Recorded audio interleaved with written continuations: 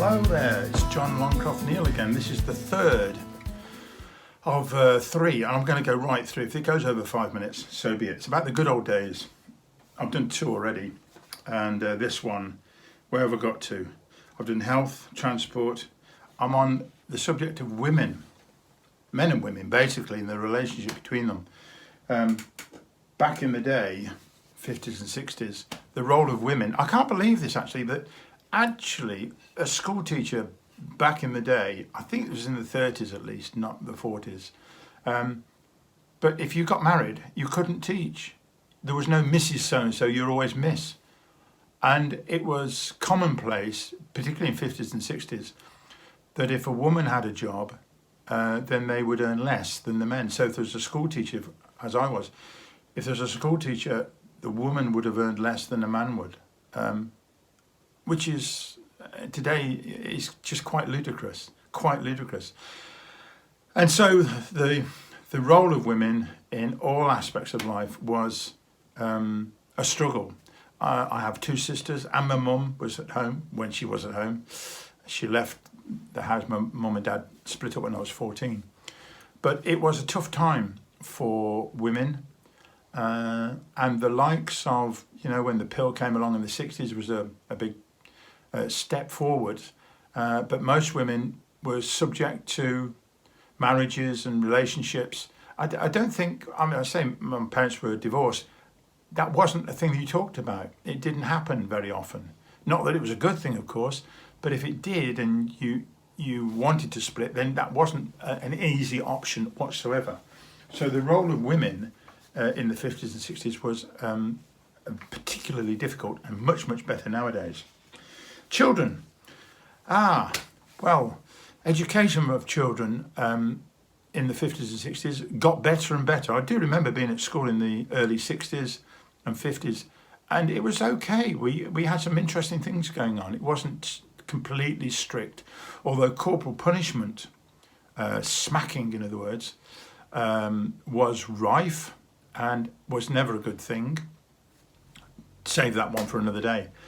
It wasn't. But the other thing, of course, which emerged since is that we now realise there was great amount of child abuse, which it just makes my heart completely sink to think that children were being abused, and I don't even want to go into how or why they were being abused in various institutions if they were orphans and were in children's homes, or in schools, particular schools, that they would be abused. I cannot think of a more heinous crime than abuse of children. It makes me weep, it really does. And that was, as we now know, because the history of these things is now coming out, was terrible. And hopefully it is not the case so much nowadays.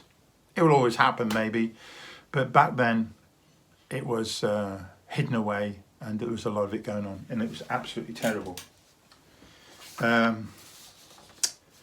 Racism. It was just commonplace. That was it. They often quote the little sign in the window. If you had a room to rent, you would put no blacks, no Irish, no dogs. It was the dogs bit that threw it. I thought, absolutely terrible. My dad had some bed sits, which is a bedroom, sitting room, or just a room basically, in which you slept and ate and worked. He had a number of these and rented them out in Coventry in the 1960s. And to think that that might have been a policy, of course it was never that with my father.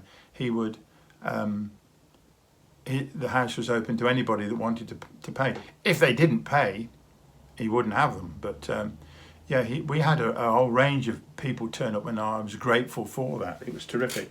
But racism during the 50s and 60s was rife, and it was commonplace. It was on the TV, it was in films, and it was awful. It was absolutely awful. Homosexuality. That's interesting. I don't know where I stand on this. It's true that people are homosexual. men and women, and have been for centuries. So it's a puzzle to me, but there you go, it does happen, and it did happen. And the persecution that these people felt during the 50s and 60s and before that was absolutely ridiculous. I mean, one example is Turing, who invented the computers basically, and worked in the breaking the codes for the war for the German Enigma machine. Brilliant film, by the way. Benedict Cumberbatch played the lead role. I mean, the man was brilliant, obviously, and his treatment, because he was homosexual after the war in the 50s, was appalling, to the extent that he committed suicide. It's the saddest story ever, really, really is. So attitudes towards that have changed considerably, and certainly for the better.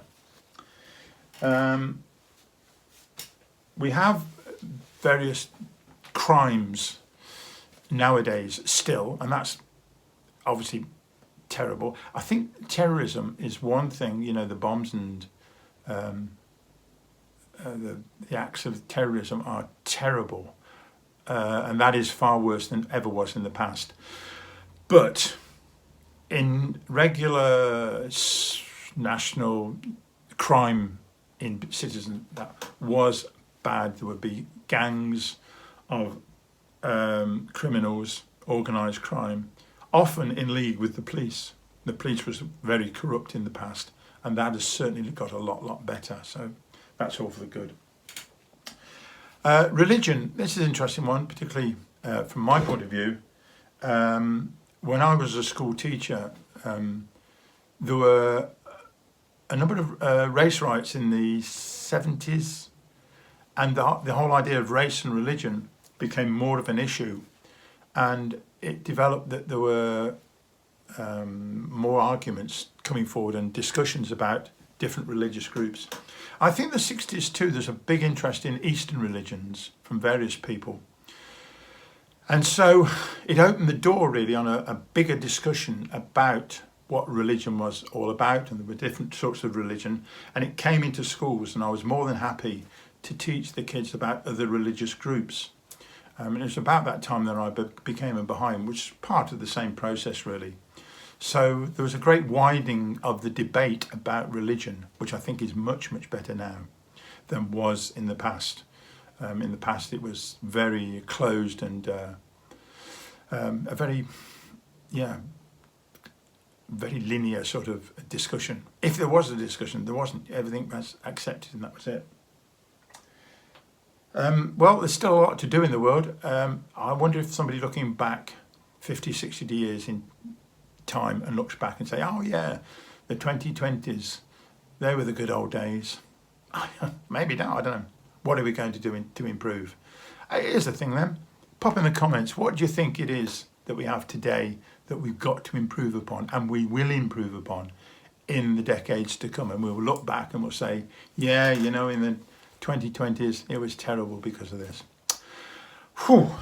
Well, I've got 2 pages of this stuff. Look, I've got it all ready to print out again if I need it. And I've just taken it through. It's taken 3 sessions of vlogs to get this out. So I'm going to stop now, and I'll come back to the subject in some way, only if you want me to. But I'd love to hear what your comments are about it. Okay. Right. See you again. Bye-bye.